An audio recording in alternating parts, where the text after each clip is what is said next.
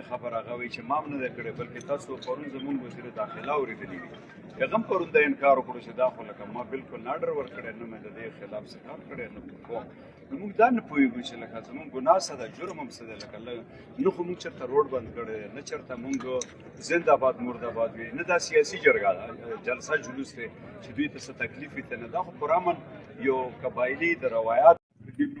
او د پی ټي ایم مرکزي عمران صاحب دا راته ووایه چې دا 2-3 ورځې وشوې داسې اطلاعات راځي چې د پی ټي ایم غړي نیسي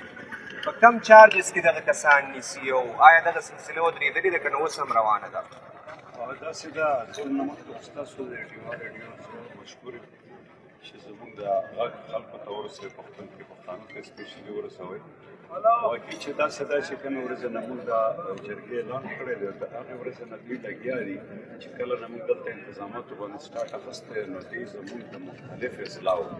زموږ کوم کوارډینیټرز دي یا زموږ داسې ملګري دي چې هغه د جرګې ته انتظامات ته راتلل نو هغه یې هلته نیولي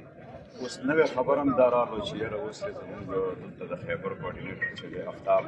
هغه یې مارست کړو نو داسې دا چې نیسي دا په 3 MPOs کې نیسي لکه دې سره بله څه دفعه خو شته نه خو لکه چې دې دا لوبه کوي نو دا 3 MPO کې کوي خو دا ډایرکټ ډي سي کوي ډي سي لګیا دی هغه دغه لوبه کوي هغه په هر یو ډسټرکټ کې هغه ډي سي دغه 3 MPO نو بیا ستاسو قانوني حقونه دي د مرستو دپاره یا تاسو څه هلې ځلې کوئ د دغې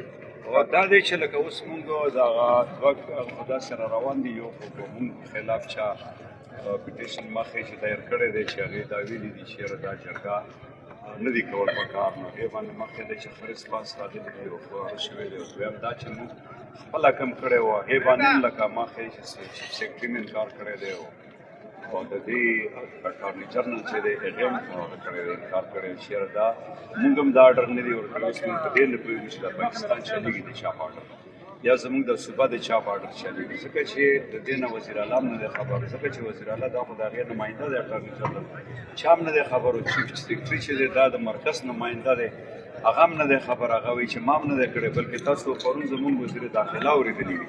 هغه هم پرون دا انکار وکړو چې دا خو لکه ما بالکل نه ډر ورکړی نه مې د دې خلاف څه کار کړی نه کوم نو موږ دا نه پوهېږو چې لکه زموږ ګناه څه ده جرم هم څه دی لکه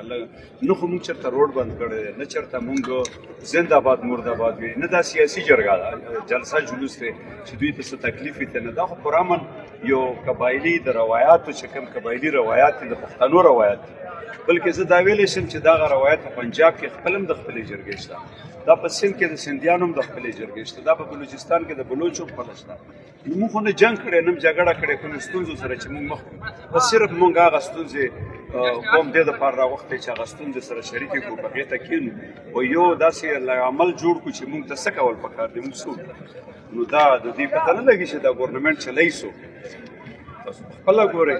او دا زه نه پوهېږم چې لکه دا 3 MPO چې کوم هغه کوي دغه ډایرکټ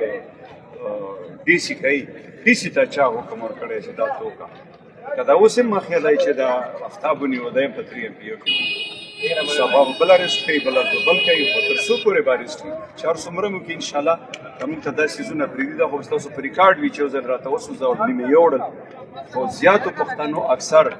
جرګې دا د ټینټ لاندې نه دي کړي دا د دې ډېر په غور سره وړي